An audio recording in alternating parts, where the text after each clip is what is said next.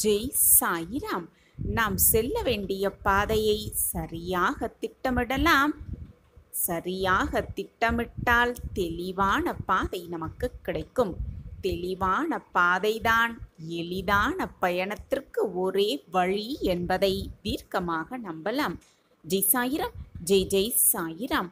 நம்ம சாயன்பர்கள் எல்லாரும் எப்படி இருக்கீங்க? எல்லாரும் நல்லா இருப்போம். ஓம் சாயிராம். என் அன்பு பிரியமே, நாளையே உனக்கான மங்கள மாற்றம் உன் வாழ்வில் நிகழப்போகிறது. இது நாள் வரை எதற்காக காத்திருந்தாயோ, எதற்காக என்னிடம் பிரார்த்தனை வைத்திருந்தாயோ, அது ஒவ்வொன்றாக நடக்கும். அந்த அற்புத நேரத்தை நெருங்கிவிட்டாய். நீ நினைப்பது நிச்சயமாக நடக்கும். நம்பிக்கையை இழக்காமல் இரு. நான் நடத்தி காட்டுகிறேன். ஆம் என் பிரியமே, நீ விரும்பிய வாழ்வே உனக்கு வரமாக கிடைக்கப் போகிறது. உன்னுடைய வாழ்வில் நல்ல மாற்றத்தை கொண்டு வர நான் முயற்சி செய்கிறேன். உனக்கான பெரும் மகிழ்ச்சி உனக்காகவே காத்திருக்கிறது. தீராதோ, முடிந்து விடாதோ என்று நினைத்த அத்தனை பிரச்சனைகளும் ஒரு முடிவுக்கு வரப்போகிறது. நீ நினைத்த மாதிரியே எல்லாம் உனக்கு சாதகமாகவே நடக்கப் போகிறது. மாபெரும் மாற்றிய முடிவு உனக்காகவே வரப்போகிறது. என்மேல் உனக்கு நம்பிக்கை இருக்கிறது தானே?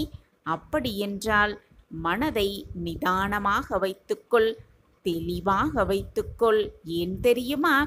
தெளிவு இல்லாத குழப்பங்கள் நிறைந்த மனது எதையுமே சரிவர சிந்திக்க இயலாது. எதையுமே சரிவர சிந்திக்கவே செய்யாது. ஆம் என் பிரியமே, உன்னுடைய முன்னேற்ற பாதையில் 1000 தடுமாற்றங்கள் வரலாம், தவறே இல்லை.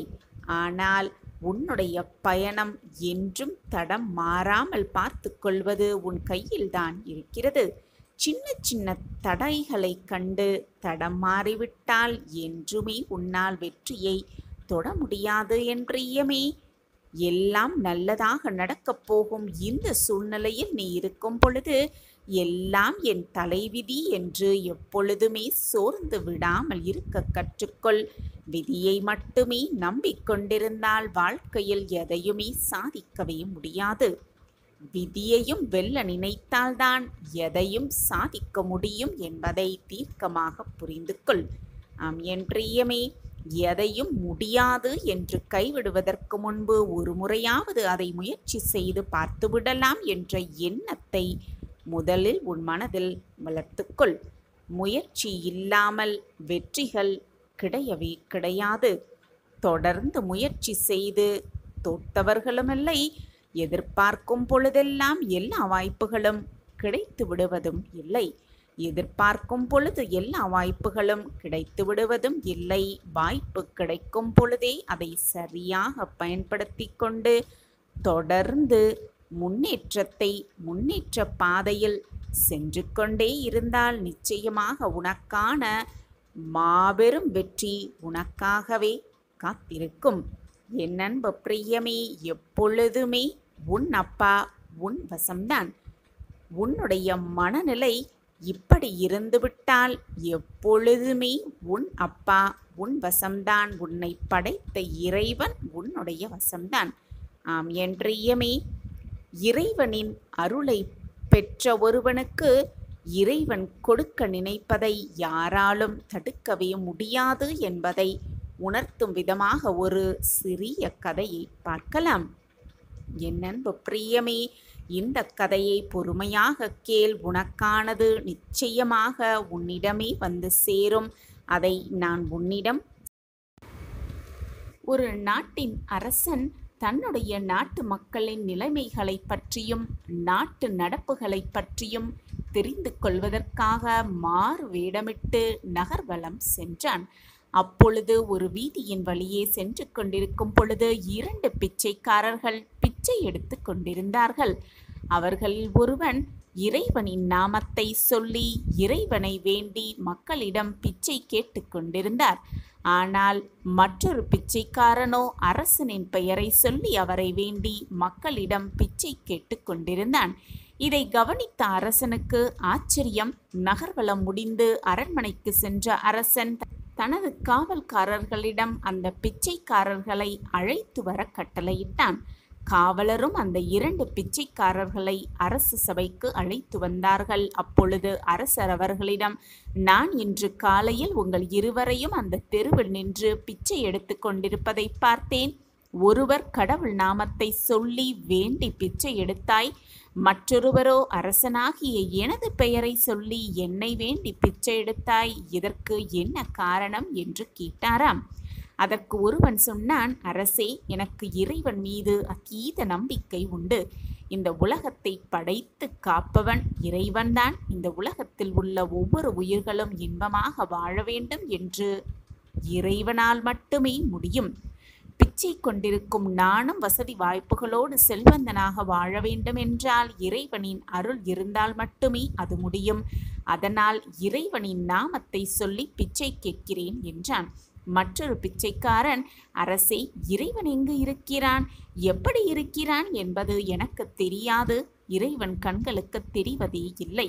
அப்படி இருக்க எப்படி மற்றவர்களுக்கு அந்த இறைவனால் உதவி செய்ய முடியும்?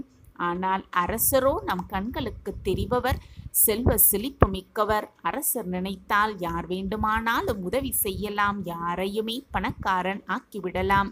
அதனால் நான் அரசனின் பெயரை சொல்லி பிச்சை கேட்கிறேன் என்றான். 2 பிச்சைக்காரர்களின் கருத்துகளையும் கேட்ட அரசன், சரி, நீங்கள் கிளம்பலாம் என்று அவர்களை அனுப்பி வைத்துவிட்டு அரச சபையில் அமர்ந்திருந்த தனது குருநாதரிடம் கேட்டார். குருவே, இப்பொழுது அந்த 2 பிச்சைக்காரர்கள் கூறிய கருத்தையும் கேட்டீர்கள் அல்லவா? நான் கூறியது சரியாக இருக்க முடியும் என்று சொல்லுங்கள் என்றான் அரசன். அதற்கு குருநாதர் சொன்னார், அரசே, முதல் பிச்சைக்காரன் கூறியதுதான் சரி. இறைவன்தான் இந்த உலகத்தையும் உலகத்தில் உள்ள ஒவ்வொரு உயிர்களையும் படைத்தான். அனைத்து உயிர்களும் எந்தவிதமான குறையில்லாமல் ஆரோக்கியத்தோடு மகிழ்ச்சியாக வாழ வேண்டுமென்றால் அதற்கு இறைவனின் அருள் அவசியம். ஒருவனுக்கு இறைவனின் அருளும் இறைவனின் ஆசிர்வாதமும் கடைக்கண் பார்வையும் கிடைத்துவிட்டால் அவனால் செல்வ செழிப்போடு மகிழ்ச்சியாக வாழ முடியும். இறைவன் கொடுக்க நினைப்பதை யாராலும் தடுக்க முடியாது. ஏன், உங்களைப் போன்ற அரசர்கள் பதவியையும் செல்வ செழிப்பையும் கொடுத்தது இறைவன்தானே. அவருடைய அருள் இல்லாமல் உங்கள் அரச பறவையில் உட்கார முடியுமா என்றார் குருநாதர். குருநாதர் கேட்ட அனைத்தையும் கூறியது கேட்ட அரசனும், அரசனின் அருளா அல்லது இறைவனின் அருளா பார்த்துவிடலாம் என்று மனசில் நினைத்து கொண்டான். அரச சபையிலிருந்து கிளம்பினான். சில நாட்களுக்கு பிறகு அரசனுக்கு ஆண் குழந்தை ஒன்று பிறந்தது. மிகவும் மகிழ்ச்சியடைந்த அரசன் அதை ஒரு திருவிழா போலவே கொண்டாடினான். நாட்டு மக்கள் அனைவரும் பரிசு பொருட்களை அறிவித்தான். அறிவிப்பை கேள்விப்பட்ட மக்கள் அனைவரும் மகிழ்ச்சியோடு அரண்மனைக்கு வந்தார்கள். அந்த மக்கள் கூட்டத்தில் அந்த 2 பிச்சைக்காரர்களும் இருந்ததை கவனித்த அரசன், சரி, இன்று இறைவனின் அருளா அரசனின் அருளா என்பதை பார்த்துவிடலாம் என்று முடிவு செய்து வந்த அனைவருக்கும் புதிய துணி ஒன்றும் அதோடு சேர்ந்து பூசணிக்காய் ஒன்றையும் பரிசளித்தான். அரசருடைய பெயரை சொல்லி பிச்சை எடுக்கும் அந்த பிச்சைக்காரனுக்கு மட்டும் பூசணிக்காய்க்குள் தங்கம், வைரம், நகைகளை மறைத்து வைத்து பரிசளித்தான். இறைவனின் நாமத்தை சொல்லி பிச்சை எடுத்தவனுக்கு மற்ற அனைவரும் போலவே துணியும் பூசணிக்காயும் மட்டும் பரிசளித்தான். சில நாட்களும் ஓடியது. அன்று அரசர் ராஜ வீதியில் சென்று கொண்டிருந்தார். அப்பொழுது அரசர் பெயரை சொல்லி பிச்சை எடுக்கும் அதே பிச்சைக்காரன் அன்றும் எப்பொழுதும் போலவே அரசர் பெயரை சொல்லி பிச்சை எடுத்து கொண்டிருந்தார். அதை பார்த்த அரசன் அதிர்ந்து போனான். நான் பூசணிக்காயில் வைர வைடூரியங்களை வைத்து பரிசளித்தும் இன்னும் பிச்சை எடுத்து கொண்டிருக்கிறானே, இவனை என்ன செய்வது என்று யோசித்து கொண்டே அவனிடம் அரசர் சென்றார். நான் தான் உனக்கு தேவையான பரிசை அன்று அளித்தேனே, அதற்கு பிறகும் நீ பிச்சை எடுக்க வேண்டிய அவசியம் என்ன என்று கேட்டான். அதற்கு அந்த பிச்சைக்காரன் சொன்னான், அரசே, அன்று நீங்கள் ஒரு புதிய துணியும் ஒரு பூசணிக்காயும் கொடுத்தீர்கள். அந்த துணி இப்பொழுது பழசாகிவிட்டது. அந்த பூசணிக்காயை சிறிது பணம் வாங்கி கொண்டு ஒருவனிடம் அன்றே விற்றுவிட்டேன். அந்த பணத்தை வைத்து எவ்வளவு நாள் என்னால் உணவு உண்ண முடியும்? அதனால்தான் மீண்டும் பிச்சை எடுக்க வந்துவிட்டேன் என்றான். அதை கேட்ட அரசன் கோபமடைந்து, அடை முட்டாளே, நான் உனக்கு பரிசளித்த பூசணிக்காயில் தங்க நகைகளும் வைர நகைகளையும் மறைத்து வைத்து கொடுத்தேனே, நீ அதை வெட்டி பார்த்திருந்தால் உனக்கு தெரிந்திருக்குமே என்று திட்டிக்கொண்டே அங்கிருந்து புறப்பட்டார் அரசர். சிறிது தூரம் சென்ற பொழுது செல்வந்தன் ஒருவன் புதியதாக கடை ஒன்றை திறந்திருப்பதை பார்த்த அரசன் அவனை எங்கேயோ பார்த்திருக்கிறோமே என்று நினைத்தான். உடனே அரசருக்கு ஞாபகமும் வந்தது. இவர் இறைவனின் பெயரை சொல்லி பிச்சை எடுத்தவன்தானே என்று எண்ணிக்கொண்டே அந்த செல்வந்தரிடம் சென்றார் அரசர். அவனிடம், ஆமாம், நீ முதலில் பிச்சைதானே எடுத்துக்கொண்டிருந்தாய், பிறகு எப்படி இவ்வளவு பெரிய பணக்காரன் ஆகிவிட்டாய் என்று கேட்டான். அதற்கு அவன் சொன்னான், அரசே, முன்பு நான் பிச்சைக்காரனாக இருந்தாலும் எனது தந்தை இறந்த தினம் வரும் பொழுது என்னால் முடிந்த சிலருக்கு இறைவனின் பெயரை சொல்லி அன்னதானம் செய்வது வழக்கம். அன்றும் அதே போல எனது தந்தை இறந்த தினம் வந்தது.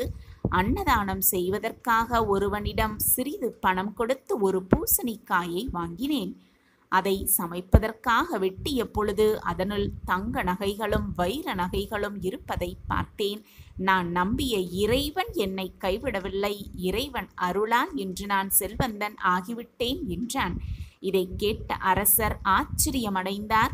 இறைவன் அருளா, அரசனின் அருளா என பார்த்துவிடலாம் என்று ஆணவத்தில் இருந்த என்னை வைத்தே அந்த பிச்சைக்காரனை பணக்காரர் ஆக்கிவிட்டாரே இறைவன் என்று எண்ணி தனது தவறை உணர்ந்து வருந்தினார் அரசர்.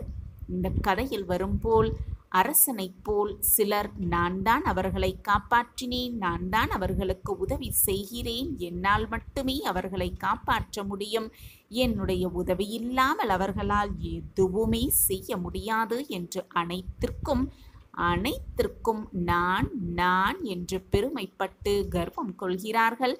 ஆனால் அவர்களை பிறருக்கு உதவி செய்யும் அளவுக்கு வசதி வாய்ப்புகளையும் உடல் ஆரோக்கியத்தையும் கொடுத்தது இறைவன்தான், அவர்களை சுற்றியுள்ள சூழ்நிலைதான் என்பதை சில பேர் மறந்து விடுகிறார்கள். ஒருவனுக்கு இறைவன் அருள் கிடைக்கும் பொழுது அவனுக்கு இறைவன் கொடுக்க நினைப்பதை யாராலும் தடுக்கவே முடியாது. நிச்சயமாக இறைவன் கொடுப்பதை யாராலும் தடுத்து விடவே முடியாது என்பதை புரிந்து கொண்டு செயல்பட வேண்டும். எப்பொழுதுமே நமக்கானது நிச்சயமாக ஏதாவது ஒரு ரூபத்தில் வரும் என்ற நம்பிக்கையோடு இருக்கலாம். மனம் உடைந்து விடாதே. நீ திரும்ப திரும்ப என்னிடம் கேட்பதையே அடையப் போகிறாய். சந்தோஷமாக இரு. உன் சாயப்பா உன்னோடு இருக்கும்போது நீ விரும்பியது எல்லாமே உனக்கு விரும்பியபடியே கிடைக்க உன் சாயப்பா உன்னோடு இருக்கும்போது எதற்காக உனக்கு பயம்? என் அன்பு செல்வமே, நீ எண்ணியபடியே உன்னுடைய எதிர்காலத்தை நான் உனக்காகவே எழுதிவிட்டேன். அத்தனையும் என்னுடைய சத்திய பிரமாணம். ஒன்றுவிடாமல் அனைத்தும் உன்னிடம் வந்து சேர்க்கும் வரை நான் ஓய மாட்டேன். என்னுடைய சத்திய பிரமாணம் பழித்தே தீரும். நான் உனக்கு எப்பொழுதுமே உனக்கு தேவையானது அனைத்தையும் நீ விரும்பியபடியே உனக்கு கொடுப்பதற்காகவே அனைத்து வேலைகளையும் செய்து கொண்டே இருக்கிறேன்.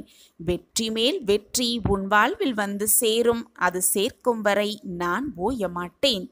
உன் எண்ணங்களில் நிறைவேறுமா அல்லது நிலை மாறிவிடுமா என்ற கேள்வி வர வேண்டிய அவசியமே இல்லை. எது நடந்தாலும் இறுதியில் ஒரு நல்ல முடிவுதான் உனக்கு கிடைக்கும். நீ இழந்தது அனைத்துமே உன் கைகளில் வந்து சேர்ந்தே தீரும். பார்த்து கொண்டே இரு. இனி எல்லா நாளும் உனக்கு நல்ல காலமே. நீ எதிர்பாராத பல நிகழ்வுகள் உன் வாழ்வில் நிகழக்கூடும். நீயே வியப்பாய் பிரமிப்பாய் பார்க்க போகிறாய். நிர்ணயிக்கப்பட்ட நல்ல நேரம் இதுதான். சர்வ நிச்சயமாக உன் வாழ்வில் நல்ல நேரம் உனக்காகவே காத்து கொண்டிருக்கிறது. உன் மனம் போல் எல்லாம் உனக்கு சாதகமாகவே நடக்கும். எனவே மனதை போட்டு குழப்பிக் கொள்ளாதே. உனக்கு எதிராக சதிகள் பல வரலாம், ஆனால் அனைத்தையும் நான் சிதறியடிப்பேன். இதை அறிந்து கொண்டால் போதும், உன் மனபாரமும் குறையும், உன் பிரச்சனைகளும் தீரும், உன்னுடைய கஷ்டங்களும் உன்னை விட்டு விலகும். உன்னுடைய வழியில் உனக்கு துணையாக நான் உன்னோடு பயணித்து கொண்டிருக்கிறேன். நீ தடுக்கி விழுந்தாலும் உன்னை தூக்கிவிடும் அனைத்துமாக நான் உன்னோடு பயணம் செய்து கொண்டிருக்கும் பொழுது நீ நினைத்த இலக்கை, வெற்றி என்னும் கனியை உன் கைகளில் பறித்து கொடுப்பேன். அதை உன் சாயப்பாவோடு சேர்ந்து ருசிக்கத்தான் போகிறாய். இது உனக்கான அட்சய பாத்திரம். உன்னுடைய வாழ்வு நிரம்பிக்கொண்டே இருக்கும் சந்தோஷங்களாலும் நிம்மதிகளாலும் ஆனந்தத்தாலும். என்னுடைய அட்சய பாத்திரம் எப்பொழுதுமே உன் கைகளில் இருந்து கொண்டே இருக்கும். நீ தவித்து கொண்டிருக்கும் மிகப்பெரிய விஷயம் ஒரு முடிவுக்கு வரப்போகிறது. இது இந்த சாயப்பாவின் ஆணைதான். நீ மனதில் எதை நினைத்து கொண்டு கேட்டுக்கொண்டிருக்கிறாயோ அது சர்வ நிச்சயமாக நடக்கும் என் பிள்ளையே. உனக்கு நல்ல நேரம் துவங்கினால் மட்டுமே இந்த பதிவு உன் கண்களில் படும். இப்பொழுது நீ கேட்டுக்கொண்டிருக்கிறாயல்லவா, உன் கண்ணில் இது பட்டிருக்கிறதல்லவா? அப்படியென்றால் உனக்கு நல்ல நேரம் துவங்கிவிட்டது என்றுதானே அர்த்தம். அப்பா தரும் இந்த வாக்கை சர்வ சாதாரணமாக நினைத்து கடந்து விடாதே என் பிரியமே. சாயிநாதரே, என்னுடைய அன்பை பலர் தவறாக நினைத்து கொண்டிருக்கிறார்கள், தவறாக பயன்படுத்தி கொண்டிருக்கிறார்கள் என்று வருத்தப்பட்டு கொண்டிருக்கிறாய். என் அன்பை புரிந்து கொள்ளாமல் என் மனதை வேதனைப்படுத்தி கொண்டிருக்கிறார்கள் என்று புலம்பியும் கொண்டிருக்கிறாய். ஆனால் உண்மை என்னவென்று தெரியுமா என் கண்மணியே? உன்னை அவர்கள் கஷ்டப்படுத்தவில்லை, உன் மனதை அவர்கள் காயப்படுத்தவும் இல்லை. உன்னுடைய கஷ்டத்தையும் உனக்கு வந்திருக்கும் சங்கடங்களையும் அவர்கள் ஏற்றுக்கொள்கிறார்கள் என்றுதான் அர்த்தம். ஏனென்றால் நீ கஷ்டப்பட்டு கொண்டே இருக்கிறாய் என்றாலே உன் கர்மா கொஞ்சம் கொஞ்சமாக குறைந்து கொண்டிருக்கிறது என்றுதான் அர்த்தம். எனவே மற்றவர்கள் செய்யும் செயலால் நீ வேதனைப்பட்டாலும் உன்னுடைய கர்ம வினைகளின் வலிமை குறைகிறது என்பதால் நிம்மதி கொள் என் கண்மணியே. மற்றவர்களை பற்றி நீ கவலைப்பட தேவையில்லை. உன் அன்பை புரிந்து கொள்ளாதவர்கள், உன்னை வேதனைப்படுத்துபவர்கள் அவரவர் கணக்கை அவரவர்கள் அனுபவித்துதான் ஆக வேண்டும். அவர்களை நான் பார்த்து கொள்கிறேன் என் குழந்தையே. எந்த சூழ்நிலையிலும் இழந்து போனதையும் உனக்கு வராமல் போனதையும் நினைத்து நினைத்து கவலைப்படாதே. நடப்பது அனைத்தும் நன்மைக்கே என்ற நினைப்போடு உன்னுடைய லட்சியத்தை நோக்கி நீ முன்னேறிக் கொண்டே இரு. நடப்பது அனைத்தும் நன்மைக்கே என்று சொல்கிறீர்களே சாயப்பா, என்னையும் அப்படி எண்ணிக்கொள்ள சொல்கிறீர்களே, ஆனால் என் வாழ்க்கையில் எந்த மாற்றமும் நிகழவே இல்லையே என்று நீ கேட்பது எனக்கு புரிகிறது. பொறுத்துக்கொள். பொறுமைக்கு தக்க பரிசு கூடிய விரைவில் உன்னிடம் வந்து சேரும். இதுவரை பொறுமையாக காத்திருந்தாய் அல்லவா? இன்னும் சிறிது நேரமே உன்னுடைய பொறுமைக்கான பதில் நான் உனக்கு தருவேன். சர்வ நிச்சயமாக தருவேன். உன்னுடைய வேண்டுதல் கேட்கப்பட்டது என் குழந்தையே. உன் வேண்டுதல் நிச்சயமாக பலிக்கும். நீ படும் துன்பத்தையே பெரிதாக நினைத்து நினைத்து வருந்திக் கொண்டிருக்கிறாய். அப்படியல்ல. இந்த வாழ்க்கையில் உள்ள அனைவருக்குமே இன்பமும் துன்பமும் மாறி மாறி வந்து கொண்டேதான் இருக்கும். இன்பம் மட்டுமே யாருக்கும் நிரந்தரமாக இருந்து விடுவதும் இல்லை, துன்பம் எல்லோருக்கும் நிரந்தரமாகவும் இருந்து விடவும் இல்லை. மாறி மாறி வந்தாதான் அதுதான் வாழ்க்கை. அந்த வாழ்க்கையில் எப்படி நீ போராடி ஜெயிக்கிறாய் என்பதுதான் உனது வெற்றியில் அடங்கி இருக்கிறது. எனவே எது வந்தாலும் நம்பிக்கையோடு போராடு, தைரியமாக இரு. மனதை வீணாக காயப்படுத்தாதே, உன் கண்ணீரை வீணடிக்காதே. அனைத்திற்கும் சாட்சியாக நான் இருக்கிறேன். உனக்கான நல்ல விஷயங்களையும் நீ எதற்காக வருத்தப்படுகிறாயோ அதற்கான தீர்வையும் உன் மனதிற்கு பிடித்தமான ஆலோசனைகளையும் நான் எப்பொழுதும் உனக்கு அறிவுறுத்தி கொண்டுதான் இருக்கிறேன். ஆனால் நீதான் அதை உணர மறுக்கிறாய். இன்றோடு உன்னுடைய துன்பங்கள் அனைத்தும் நீங்கப் போகிறது. நாளை முதல் மிக பிரகாசமான வாழ்வை எதிர்கொள்ளப் போகிறாய். என் அன்பு பிள்ளையே, உன்னை விட்டு போனவர்களை நினைத்து நினைத்து வருத்தப்படாதே. அப்படி நீ வருத்தப்பட்டால் நீ மிகப்பெரிய முட்டாளாகவே ஆகிவிடுவாய். நீ ஒரு புத்திசாலியாக, அறிவாளியாக உன்னை ஆக்க வேண்டுமென்றால், உன்னை காட்டிக்கொள்ள வேண்டுமென்றால், உன்னை விட்டு போனவர்கள் வருத்தப்படும் அளவிற்கு வாழ்க்கையில் வாழ்ந்து காட்டு, வாழ்ந்து பார். அப்பொழுது நீ மிகப்பெரிய அறிவாளிதான். எந்த ஒரு இக்கட்டான சூழ்நிலையில் நீ இருந்தாலும், என்ன ஒரு கஷ்டமான சூழ்நிலையில் நீ சுழன்று கொண்டிருந்தாலும், எப்பொழுதும் நம்பிக்கையை மட்டும் இழந்து விடாதே என் பிள்ளையே. அப்பொழுதுதான், அந்த நேரத்தில்தான் நீ மிக நம்பிக்கையோடும் மிக பொறுமையோடும் மிக தைரியத்தோடும் இருக்க வேண்டும். உன்னை சுற்றி நடக்கும் அத்தனை விஷயங்களையும் கவனிப்போடும் நம்பிக்கையோடும் தைரியத்தோடும் என்ன நடக்கிறது, நம் வாழ்வை சுற்றி ஏது நடக்கிறது என்பதை கவனமாக கவனித்து கொண்டே இரு. ஏனென்றால் உன் கஷ்டத்தோடு கஷ்டமாக, உன்னுடைய பிரச்சனைக்கு நடுவே ஏதாவது ஒரு ரூபத்தில் என் பிள்ளைகள் கஷ்டப்படுவதை பார்க்க சகிக்காமல் நான் ஏதாவது ஒரு ரூபத்தில் வந்து உனக்கு உதவி புரிவேன் என்பது உனக்கு தெரியும் தானே. எனவே சோதனைகள் வந்துவிட்டது, பிரச்சனைகள் என்னை சூழ்ந்து கொண்டிருக்கிறது என்று அப்படியே உட்கார்ந்து விடாமல், கண்களை மூடி உட்கார்ந்து விடாமல் அதை கவனமாக நோக்கு. ஏதாவது ஒரு ரூபத்தில் வந்து உனக்கு நல்ல பதிலை, உன் பிரச்சனைகளுக்கான தீர்வை உன் சாயி தேவா நான் தருவேன் சர்வ நிச்சயமாக. எப்பொழுதுமே ஏதாவது ஒரு பிரச்சனை வந்தால் ஏன் போட்டு உன் மனதை சுழன்று கொண்டும் போராடி கொண்டும் இருக்கிறாய்? உன் பிரச்சனையை தீர்க்க எப்பொழுதுமே என் காலடிகள் தயாராக இருக்கிறது. ஓடோடி வந்து உன் பிரச்சனையை நான் சரி செய்வேன் ஏதாவது ஒரு ரூபத்தில். என்மேல் முழுமையாக நம்பிக்கை வை என் பிள்ளையே. அன்பும் வெறுப்பும் எங்கிருந்து கிளம்பியதோ அது ஒரு நாள் மீண்டும் கிளம்பிய இடத்திற்கு சென்றுதான் தீரும். எதிர்பார்ப்பு இல்லாமல் வாழ்க்கையும் இல்லை, எதிர்பார்ப்பது எல்லாமே வாழ்க்கையில் கிடைத்து விடுவதும் இல்லை. இதுதான் வாழ்க்கை.